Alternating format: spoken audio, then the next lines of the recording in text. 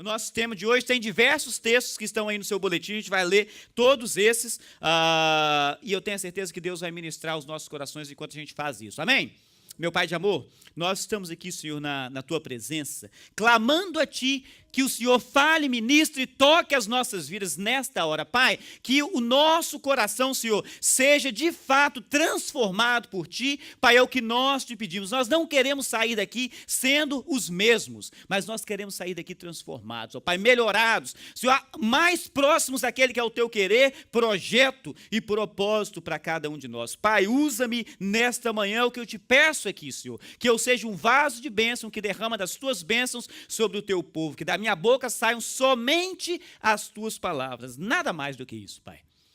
Para que edificação da Tua igreja e transformação das nossas vidas seja o que aconteça aqui, Senhor. Oramos assim, agradecidos, certos de que o Senhor está nos ouvindo, não pelos nossos méritos, mas pelos méritos que tem o Teu Filho bendito, no nome de quem nós oramos, o nosso Senhor e Salvador Jesus. E o povo de Deus diz: amém. Eu me sinto extremamente privilegiado. Eu tenho 43 anos de idade, faço 44 semana que vem, calça 29 por 32, sapato, não precisa ficar falando essas coisas não, né? Faço 44 na semana que vem e eu tenho uma avó viva. Eu acho que mais privilegiado que eu, minha mãe, né, que tem a mãe viva, né? Minha mãe com quase 80 anos de idade. Mas eu me lembro uma ocasião que eu tive uma oportunidade assim, tremenda de passar um tempo com a minha avó na minha infância. Eu tinha uns 4, 5 anos de idade, minha mãe teve que ficar internada no Rio de Janeiro, e onde a minha avó mora até hoje, e a gente passou, eu e alguns dos meus irmãos passaram parte do tempo também com a minha avó, e foi um tempo legal, um tempo gostoso, um tempo de família, um tempo assim, marcante, e todas as histórias que eu vivi lá foram marcantes, umas boas, outras nem tão boas, mas eu me lembro de muitas delas, e o mais curioso não é eu me lembrar de muitas dessas histórias, é minha avó, com quase 100 anos, se lembrar de algumas dessas. E eu me lembro, curiosamente, menino travesso, tinha os meus primos que moravam lá, imagine vocês, mora aquele tanto de gente no quintal da casa da mãe, que é dos meus tios, com um monte de menino, e eles saem para trabalhar e a pobre da avó fica tomando conta daquele monte de menino. E eu era um menino de fora, que morava longe, estava ali passando alguns dias, e os meus primos todos, os primos e primas, chupavam chupeta, aquele monte de coisa, e eu fazia o favor de ajudar minha avó com que eles saíssem naquela história, eu escondia as chupetas. Aí começava aquele monte de menino chorando, né? Aí depois da segunda, terceira vez, a velhinha já descobriu que tinha um cara que escondia as chupetas, né? E ela sempre falou: será que você pode achar para mim? Rapidinho achava aquelas chupetas. Ela lembra dessas histórias, mas uma das histórias que ela mais se lembra é de uma ocasião que ela fazia, sabe aquelas linguicinhas de porco que só a vó sabe fazer? Bem fritinha. E eu me lembro de uma ocasião que eu falei com a vó: hoje estou com fome, mas eu não estou com fome de arroz, não. Só estou com fome de linguiça. Todas as vezes que eu falo com ela no telefone, essa é a história que ela se lembra. Ficaram marcantes. Foram marcantes. Hey, vó, né? Retratos de família. A gente pinta as nossas histórias e elas vão sendo vividas no nosso dia a dia, elas ficam marcadas na nossa vida. Os retratos, as imagens, todas as coisas que nós vivemos e experimentamos nas nossas famílias ficam marcadas. Todos os dias, uma parte do retrato da nossa família é pintado. Algumas vezes nós herdamos uma pintura assim que não é tão boa. E a gente fica imaginando as pinturas que fizeram para a gente, e os nossos pais, os nossos avós nos deixaram, nos entregaram, e a gente olha e fala: não gostei dessas pinceladas na pintura do retrato da minha família. Outras, nós olhamos e dizemos: eu não pintaria dessa forma. Não que isso seja uma coisa ruim, talvez seja uma coisa boa. Talvez a pintura que eu mesmo esteja fazendo seja uma pintura que eu olho e falo: uau, antes de mim pintaram muito melhor.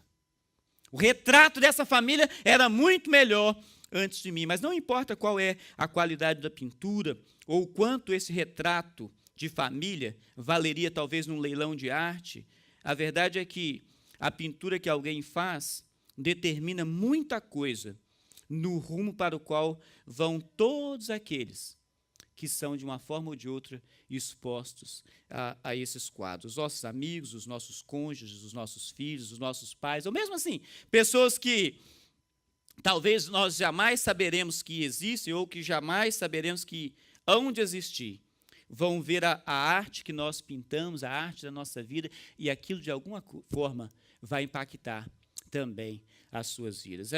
Embora a família seja uma instituição assim, século XXI, praticamente falida, a família é base de muitas coisas. Sociedade tem base na família, a igreja tem base na família. Eu gosto de alguns textos bíblicos, a palavra de Deus fala, Êxodo capítulo 20, um texto pesado, difícil, e a palavra de Deus diz, Êxodo capítulo 20, que Deus falando, eu sou o Deus zeloso, que castiga os filhos pelos pecados dos seus pais, até a terceira e quarta geração daqueles que me desprezam. Alguns olham para esse texto e pensam de imediato, maldição familiar, essa coisa é terrível. Então, o problema todo daquela coisa que você vive veio de trás, alguns podem imaginar. Mas a verdade é que o profeta Ezequiel fala uma coisa que você pode olhar e imagina o seguinte, isso é contraditório, porque Ezequiel fala o seguinte, Ezequiel 18, verso 20, aquele que pecar é que morrerá. O filho não levará a culpa do pai, nem o pai levará a culpa do filho. Mas como assim? Deus é Deus que cobra o pecado do pai nos filhos até terceira, quarta geração. A realidade é que Êxodo capítulo 20 não está falando de justiça, não está falando de punição. Êxodo capítulo 20 está falando de consequências. Está falando de consequências. Pais viciados, em quaisquer tipo de entorpecentes que sejam, têm muito mais chance de ver os seus filhos seguindo nos mesmos caminhos do que os que não foram.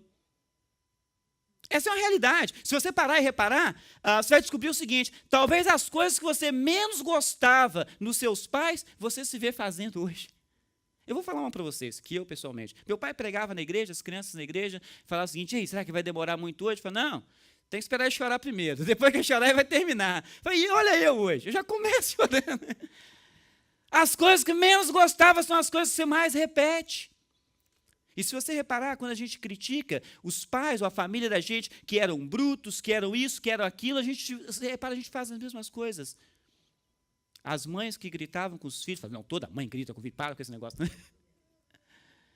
Todas aquelas histórias, normalmente, são parte do retrato da nossa família, que fala, eu vou pintar de forma diferente, mas, de uma certa forma, você se vê repetindo aquelas mesmas coisas.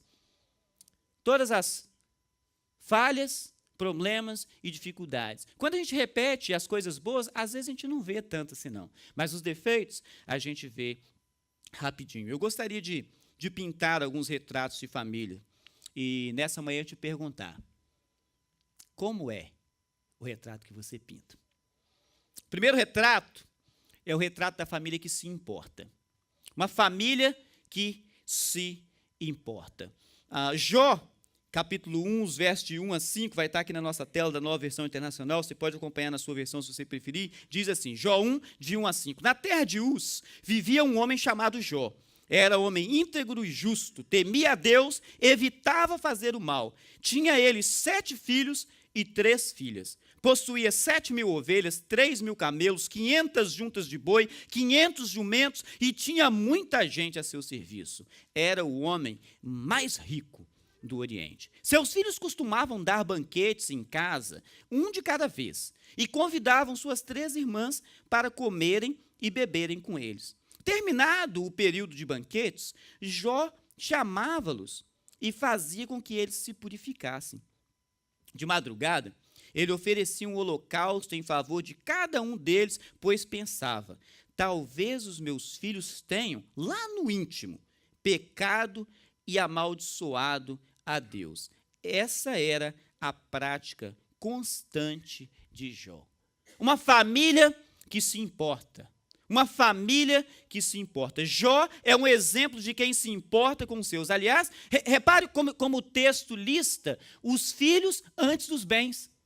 Ele tinha 7 filhos e 3 filhos. Aí começa a dizer, ele tinha 7.000 camelos, 3.000 ovelhas, 500 juntas de bois, 500 jumentos e as outras coisas que Jó tinha. Os filhos aparecem antes da riqueza. Isso é uma coisa importante para a gente, porque normalmente quando as pessoas começam a listar os bens primeiro. Era um homem muito rico, tinha isso, tinha aquilo, e tinha 7 filhos e 3 filhas. Que tipo de valor tem a família para cada um de nós? Quanto nós nos importamos com a nossa família? Uma coisa que eu gostaria de te incentivar a fazer, para o seu próprio bem, e aliás, se você tem filhos, para o seu bem e para o bem dos seus filhos. Pare de culpar os outros pelas coisas que acontecem na sua vida. Seja você mesmo o autor da sua própria história. Seja o autor da sua própria história. Pare de pegar um enredo que já foi escrito por outras pessoas. Viva a sua própria história. Escreva a sua própria história. Viva a sua própria história. Lendo um texto como esse texto de Jó, é fácil de alguém culpar os pais por não ter vivido assim, uma vida no exemplo de Jó, na preocupação com os filhos. Talvez a gente poderia dizer, eu sofro todas essas coisas porque os meus pais não se preocuparam comigo como Jó se preocupava com seus filhos e filhas. Eles faziam as festas dos seus aniversários. E se banqueteavam, bebiam, comiam. E Jó está ali preocupado. Pode ser que no íntimo, pode ser que eles nem sabendo, pecaram contra o Senhor, e Jó se preocupava com isso. Quanto que nós nos preocupamos, quanto que eu me preocupo, quanto que você se preocupa com o bem-estar espiritual das nossas famílias. Jó é só um exemplo de alguém que se importava não só com o bem-estar físico, mental e social, mas ele se importava com o bem-estar espiritual dos seus. Você pode se importar com todos que estão à sua volta. Cada um de nós aqui, como amigos, como família, como uma família estendida, nós podemos nos importar com todos que estão à nossa volta. Não se metendo, né, na vida de cada um deles. Cada um já tem sua própria vida, né? Você não precisa se intrometer na vida dos outros. Mas colocando cada uma dessas pessoas na presença do Pai. Cada um de nós. Nós somos amigos, nós nos importamos um com o outro. Amém? Nós nos importamos com o bem-estar físico, mental, social e espiritual uns dos outros. Coloque-os na presença do Pai. Uma família que se importa é um retrato lindo de uma família. Uma igreja que se importa uns com os outros é um retrato lindo de uma família cristã. Pessoalmente, esse é o retrato que eu quero pintar. Pessoalmente, esse é o retrato que eu quero que seja pintado a meu respeito. Se essas pessoas com as quais você importa são seus filhos, você não só pode, como na verdade você deve se importar com eles. Você deve se importar com eles. Nós aqui que somos pais, quanto tempo você gasta investindo na presença de Deus na vida dos seus filhos? Fala, mas eu já sou grande, ninguém se importou comigo, e agora eu já estou ficando. Tem diversos outros aqui. Aqueles meninos que saem correndo na metade do culto, gritando para o pai, vocês podem orar por eles também. Né? Podem orar por eles também. Pais não devem passar as responsabilidades de educar os seus filhos para o governo, para a escola, ou até mesmo para a igreja. A responsabilidade é nossa. Né? Uma grande reclamação do povo cristão é que tiraram Deus da escola. Aqui na América, isso é o que mais fala. Tiraram Deus da escola. Não tem mais orações na escola, não tem mais isso, não tem mais aquilo. Mas a verdade é que, antes de tirar Deus da escola, Deus foi tirado da família. E é por isso que ele saiu da escola. Porque foi tirado da família. Porque se as famílias se importassem com Deus, teria importância para ele na escola. A comunidade da igreja, lembra-se disso, é uma extensão da família. Nós precisamos nos importar uns com os outros, cuidar uns dos outros, de uma forma cíclica, não de uma forma linear. Uma forma linear, o pai cuida do filho, que cuida do neto, que cuida do bisneto, mas nós podemos cuidar de forma linear, de forma cíclica. Um cuida do outro, fazendo de fato um cíclico. O apóstolo Paulo, quando ele escreve a Timóteo, um dos seus filhos na fé, capítulo 5, Paulo fala assim, capítulo 5, verso 1 e 2, não repreenda asperamente o homem idoso, mas exorte-o como se ele fosse seu pai. Trate os jovens como a irmãos, as mulheres idosas como a mães, as moças como irmãs, com toda pureza. Isso é um ciclo. Sabe por quê? Se nós nos importarmos com as pessoas só de forma linear, eu me importar só com aqueles que vieram depois de mim, que são mais novos que eu, os que estão mais velhos vão perder a oportunidade de ter suas vidas também edificadas, melhoradas. Nós podemos lidar de forma cíclica, nos importar uns com os outros de forma cíclica, de tal modo que nós todos cresçamos juntos, porque uma família que se importa é uma família que causa diferença. E é um retrato lindo de uma família que Deus se agrada. Um belo retrato. Quanto é que você se importa com a sua família, tanto com a física quanto com a sua família espiritual? Eu espero que seja um percentual muito grande do tempo que você investe na presença de Deus. Amém? Um segundo retrato é o retrato da família que se prepara. 2 Timóteo capítulo 1, verso de 3 a 6, vai contar essa história para a gente, da família que se prepara. Diz assim a palavra de Deus, nova versão internacional. Dou graças a Deus, a quem sirvo com a consciência limpa, como o serviram os meus antepassados, ao lembrar-me constantemente de você. Paulo escrevendo para o seu filho Timóteo, filho na fé. Noite e dia, Paulo diz, eu me lembro em minhas orações. Lembro-me das suas lágrimas e desejo muito vê-lo, para que a minha alegria seja completa. Recordo-me da sua fé não fingida, que primeiro habitou em sua avó, Lóide, e em sua mãe, Eunice. E estou convencido de que também habita em você. Por esta razão, torno a lembrar-lhe que mantenha viva a chama do dom de Deus que está em você, mediante a imposição das minhas mãos. O texto que eu queria reforçar para vocês é esse verso 5. Recordo-me da sua fé não fingida, que primeiro habitou em sua avó Lóide, em sua mãe Eunice, e estou convencido de que também habita em você. Uma família que se prepara. Sua fé não fingida, que primeiro habitou em sua avó, Lóide, e em sua mãe, e que estou convencido habita em você. Eu gosto demais desse texto. Talvez eu goste dele de uma forma assim, até mais especial, porque Eunice é o nome da minha mãe. Né? Eu me sinto uma relação até legal aí.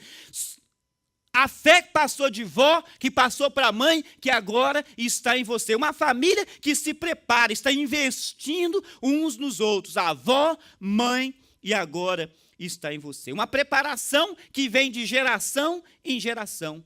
A fé em Deus passando de geração em geração. E alguém diz, mas agora há pouco você falou que esse negócio de geração em geração, assim, a gente pode fazer a coisa parar ali, a gente pode fazer a coisa morrer ali, se ela é ruim, por que a fé passa de geração em geração?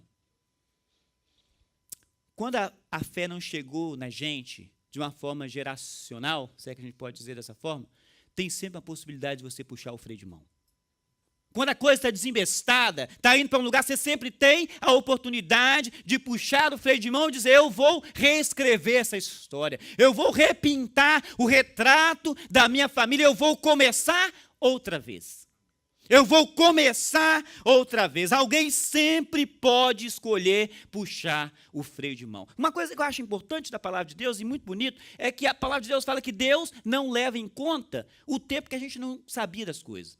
Usa a expressão diferente. Deus não leva em conta o tempo da ignorância. Mas ele anuncia agora a todos, né, que se arrependam, que chegam ao conhecimento da verdade. Quando a gente não sabe disso, Deus está deixando passar. Mas a partir do momento que você sabe que há alguma coisa de errado, que chegou errado em você, você tem a oportunidade de parar e recomeçar. Uma oportunidade de parar e recomeçar. Pare agora mesmo, né? E decida mudar o rumo da história de insucessos e fracassos, sejam eles em quaisquer áreas forem, seja espiritual, seja moral, ou mesmo financeiro. Você pode escolher mudar a história daqui para frente. Uma tremenda oportunidade que Deus dá ao homem é o que a gente gosta de chamar da oportunidade de recomeçar. A oportunidade de recomeçar. Segundo aos Coríntios, capítulo 5, verso 17, deve ser um dos textos mais lindos dessa carta. Quem agora está em Cristo é uma nova criatura. As coisas velhas já passaram, tudo se fez novo. Tudo se fez novo. Quebra aquele ciclo de coisas que eram desimportantes e faça um ciclo novo de coisas importantes. Nova criatura, oportunidade de recomeçar, e se prepara. Prepara aqueles que estão à sua volta, talvez aqueles que são biologicamente ligados com você, ou de uma forma cíclica, todos os que estão à sua volta, prepara. E faça você o início de uma nova geração, que seja uma geração que fé vem de avó, mãe e filho. Uma família que se prepara. Uma igreja pode ser uma família que se prepara, que gera novos ministros e ministras que bendirão, engrandecerão, louvarão o nome do nosso Deus. Aliás, eu sempre oro assim pelas nossas crianças, quando eu tenho o privilégio de orar por eles aqui, eu oro, Senhor, que eles cresçam para ser homens e mulheres que vão te bendizer. E eu oro assim não só pelos meus 2 filhos, mas eu oro pelos filhos de todos vocês. E eu espero que vocês orem pelos meus também. Porque nós queremos isso, nós precisamos disso, de ser uma família que se prepara. Não só uma família que se importa uns com os outros, mas uma família que prepara uma próxima geração. Repare as decisões que você tomou nessa semana. muito, mas muito provavelmente, os seus filhos e netos tomarão decisões muito semelhantes.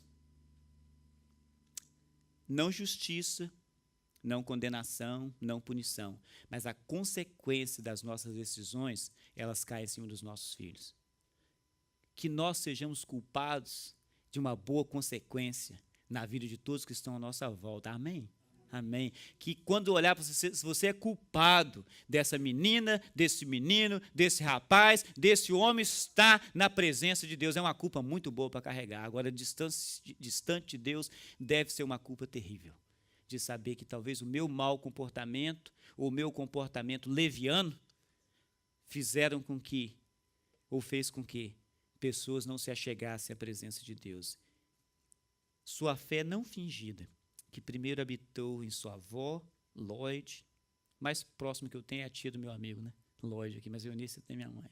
Sua avó Lloyd e sua mãe, Eunice.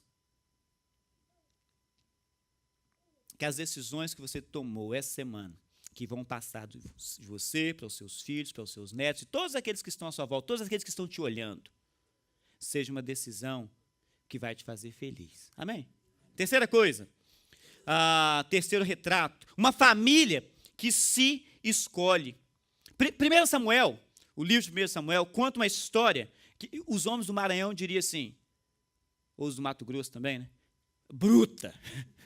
Conta uma história bruta.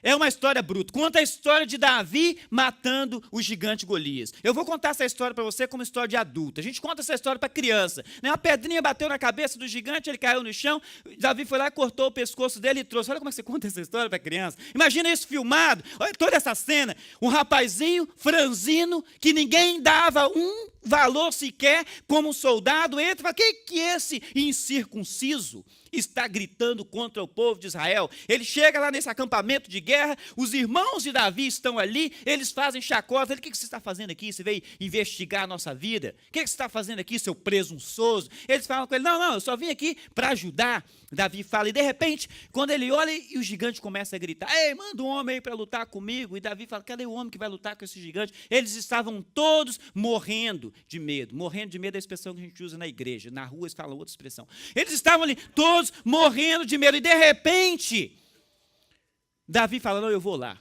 Eu enfrento esse gigante. Ele tenta colocar as armaduras do rei Saul, e quando ele veste aquelas armaduras, ele fala, não dá para eu poder andar com essa coisa. Eu não estou acostumado a andar com essa coisa. Ele tira, coloca a sua roupa de camponês, de pastor de ovelhas, pega a sua tiradeira de pedras e vai. Passa na beira de um riacho, pega algumas pedras, e o gigante fala com ele, que é isso? Sou algum cachorro? Você vem comigo com pedra, pau? Manda um homem, tipo assim, você é um moleque, manda um homem para lutar comigo. E Davi fala com ele, o Senhor já me livrou do urso, já me livrou do leão, e vai me livrar de você, e hoje as aves do céu vão comer a sua carne. E o gigante começa a rir. Davi roda aquela funda, como diz os textos mais antigos, a sua tiradeira, e lança uma pedra que crava na testa do gigante. Cai no chão. Imagina a quantidade de sangue. Eu falo a história de adulto. Imagina a quantidade de sangue. E todas aquelas coisas. Cai de testa no chão, de cara no chão. Davi pega a espada do próprio gigante e corta a cabeça. E carrega aquela cabeça. Que nas histórias em quadrinhos ela sai bonitinha, mas ela está pingando sangue. Carrega aquela cabeça. E chega de volta, quando ele olha o rei, pergunta para o seu chefe de guerra. Abner, o nome do rapaz.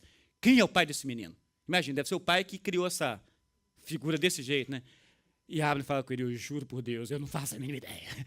Não faço ideia. Esse é o texto de 1 Samuel 17, só estou colocando a minha versão. Eu não faço ideia.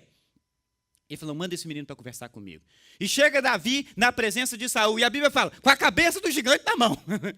Com a cabeça do gigante na mão, que era um homem de quase 3 metros de altura, imagina o tamanho da cabeça. Ele fala, quem é seu pai, menino? Ele fala, Jessé, lá de Belém.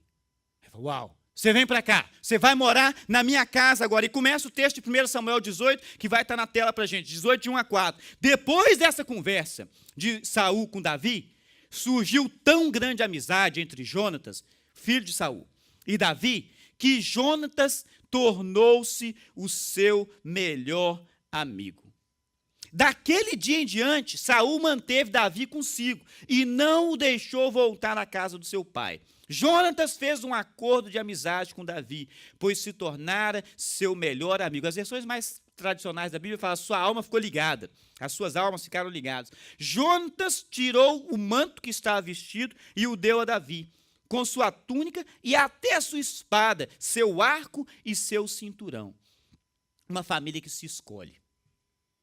Família que se escolhe. Davi tinha uma vida, talvez assim, bem peculiar, bem diferente. A essa altura da história, ele já tinha sido ungido para ser o rei de Israel.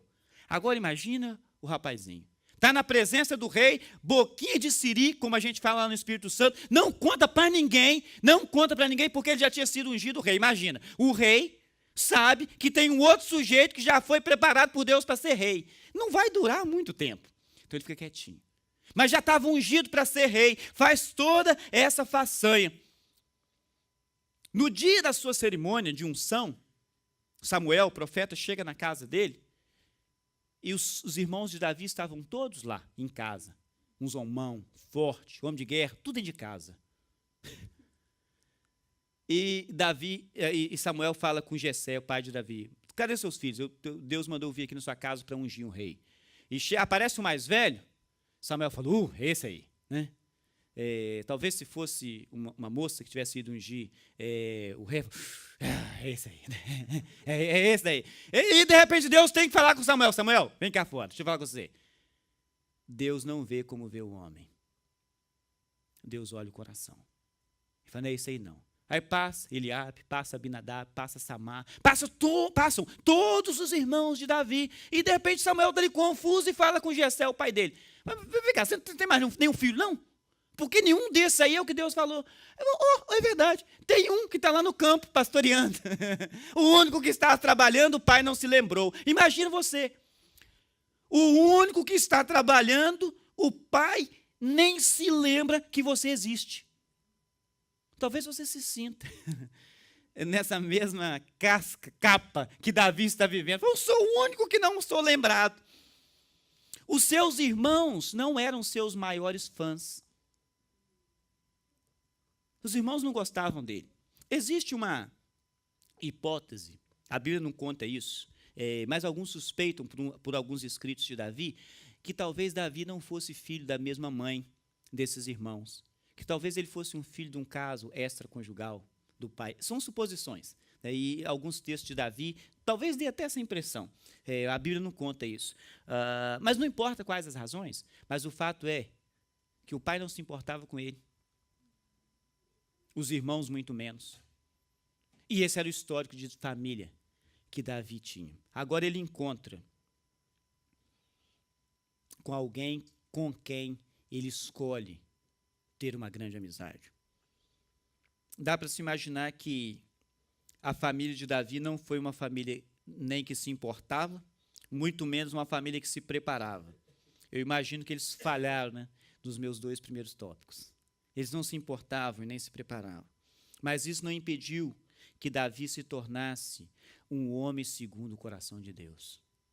Isso não impediu que Davi se tornasse, mesmo com todas as falhas que ele cometeu, e cometeu muitas. Mas eu sempre penso de Davi de uma forma interessante, porque a verdade é que nós todos temos alguns closets da nossa vida, que quando abrem e saem aqueles esqueletos lá de dentro, a gente fala, oh, Senhor, tem misericórdia. Nem as pessoas não podem ver esses pecados que eu já cometi na minha vida. E talvez você imagine que se o seu pecado aparecesse no Facebook, aparecesse no Jornal da Cidade, seria uma coisa ruim, mas com o tempo passa. O pecado de Davi apareceu na Bíblia. E está lá exposto, foi publicado na Bíblia. E está exposto. E foram coisas feias. Coisas feias. Mas isso não impediu que Davi se tornasse um homem segundo o coração de Deus, porque Davi decidiu escrever a sua própria história. E não ser escravo do seu passado. Davi escolheu uma família que a gente escolhe. Davi escolheu uma família. A amizade de Davi e Jonatas foi tão grande que ela chega a ser erradamente confundida por alguns com algum tipo de relacionamento romântico. Já reparou que nas nossas amizades, às vezes a gente fala assim, não, mas eu sou mais amigo do fulano ou da fulana do que eles são meus? Acho que todo mundo tem alguém que a gente poderia dizer assim, né? Eu acho que eu sou mais amigo dele ou dela do que eles são meus. Você tem um lado da amizade que é um lado mais enfático do que o outro. Talvez você escolha alguém como amigo e este amigo se torna família para você. Talvez eu tenho alguns amigos que eu escolhi e eles são família para mim. Alguns estão aqui nessa sala. São amigos que, se viram a mensagem minha, não é porque eu sou pastor da igreja, não, mas se viram a mensagem minha, porque são meus amigos, pode ser de madrugada que eles vão me responder. Que eles vão onde eu estou e vão me ajudar. E eu sei que eu posso contar com amigos que eu tenho desse jeito. Agora, será que eles me escolhem como amigo? E podem contar comigo dessa mesma forma? Família que se escolhe. Amigos são família que nós escolhemos. Será que alguém faz de você uma opção de amigo? É alguém que seria escolhido ou escolhida para ser amigo de uma família que se escolhe? Talvez eu não tive a família pintada que eu gostaria de ter e viver, mas eu posso ser para alguém essa família. Numa nova pintura, numa nova escolha. Amigos são famílias que nós escolhemos. A gente não pode escolher pai nem mãe, a gente não pode escolher irmãos ou irmã. E eu sei que alguns de vocês ficaram frustrados agora. Não posso escolher essas coisas, não, nem pai, nem mãe, nem irmão, nem irmã. Não, você não pode. E desculpe-me te desapontar. Mas a palavra de Deus fala, e Provérbios fala isso, Provérbios 18. Existem amigos que são mais chegados do que irmão. Existem amigos que são mais chegados do que irmão. Você já se colocou na disposição de ser o amigo ou a amiga e viver uma amizade real e de verdade com alguém que, quando pintar esse retrato, vai ser um retrato bonito? Porque a gente encontra amigos assim, mas eu sou um amigo dessa forma? Eu sou esse amigo, uma família, né, que alguém escolhe? Alguém te escolhe como amigo? Eu digo isso porque precisamos viver de tal forma que sejamos a opção de alguém como amigo e como família. A gente vive, nós, de uma forma bem específica, nesta sala aqui, num ambiente, num país em que a gente não tem tantas amizades. Talvez tenha muitos colegas, mas não necessariamente muitos amigos. Mas a gente pode escolher pintar esse retrato de forma diferente. Amém? Amém? E ser, de fato, amigos numa família que se escolhe. Última coisa para a gente, um quarto retrato. O quarto retrato é a família que se entrega. Uma família que se entrega, não se entrega num crime cometido, se vai se entregar, mas uma família que se dá.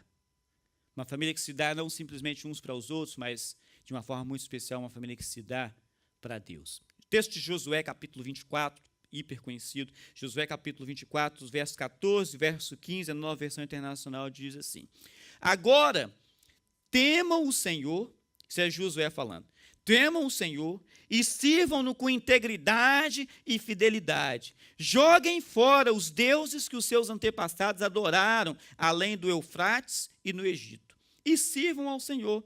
Se, porém, não lhes agrada servir ao Senhor, escolham hoje a quem irão servir. Se aos deuses dos amorreus, em cuja terra vocês habitam, se aos deuses dos seus antepassados, que os seus antepassados serviram além do Eufrates, ou aos deuses dos amorreus, em cuja terra vocês estão vivendo. Mas eu e a minha família serviremos ao Senhor. Escolha o que você vai escolher, problema seu. Sofra as consequências. Eu e a minha família, nós vamos servir ao Senhor. Uma família que se entrega. Israel tinha se distanciado do Senhor. Josué era agora o líder, substituto de Moisés, e ele dá esse ultimato: escolham hoje a quem vocês servirão. Eu e a minha família, eu e a minha casa, nós escolhemos servir ao Senhor. Vale a pena observar uma coisa, e isso é importante para a gente. Israel nunca se distanciou de Deus completamente. O problema deles é que eles queriam viver uma vida assim, dupla, uma vida paralela. Servir a Deus, mas também andar junto com o povo da terra. Queriam servir a Deus, mas queriam fazer um pouquinho de coisa extra aqui. Não, vamos fazer o seguinte, a gente serve ao Senhor, mas a gente presta culto para esses outros deuses aqui também. A gente vive igual vive o povo da terra. Isso me faz lembrar diretamente do texto que o apóstolo Paulo escreve aos Romanos, capítulo 12, quando ele fala: não se amoldem ao padrão deste mundo. Não viva como vive o povo da terra. Em outras palavras, é o que ele está dizendo. Não viva como vive o povo da terra. Deus é um Deus exclusivista. Ele não aceita um serviço parcial. Você lembra da história e da reclamação de tirar Deus da escola? Pois é assim que ela começa. Deus não é a prioridade na vida das pessoas, ele vai saindo. E sai de fato. E sai de fato. Lembra da consequência do erro dos pais nos filhos? É assim que ela começa. Se distanciando um pouquinho. Deus não é prioridade na vida das pessoas. Nós precisamos ser e pintar na nossa família um quadro de pessoas que se entregam pura e completamente para Deus, não parcialmente. Eu vou dar um pouquinho para o Senhor aqui, mas um pouquinho no outro lado aqui também, né? Eu vou fazer essas duas coisas, eu vou conseguir viver essas duas situações, eu vou conseguir viver essas duas vidas. Você não vai conseguir essas duas vidas, porque Deus é quem te rejeita. O mundo não vai te rejeitar, não. Ele vai te aceitar. Não, pode vir. Dá um pouquinho para a gente aqui, um pouquinho do lado de lá. Para nós está tudo bem, está tudo direitinho. Eu sempre conto essa história, e alguns de vocês conhecem ela muito bem. É uma história, ilustração simplesmente. Está lá um sujeito andando em cima do muro, que divide o céu do inferno. Não existe esse muro, é só uma história. E o sujeito está andando e está lá.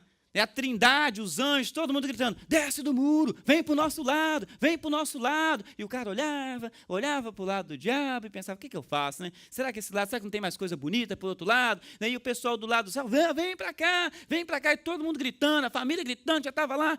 E de repente está o diabão lá sentado, na cadeirinha tranquilo, né?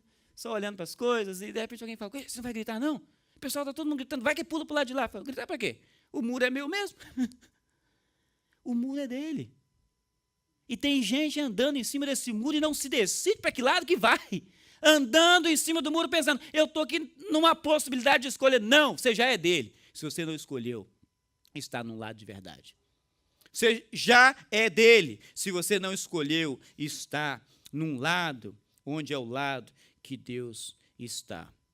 Esse é um texto bíblico, esse texto de Josué, eu digo, que eu me sinto muito à vontade em recitar como se ele fosse meu mesmo.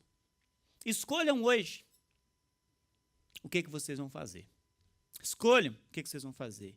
Eu e a minha família, nós decidimos que nós vamos servir ao Senhor. Nós decidimos que nós vamos servir ao Senhor.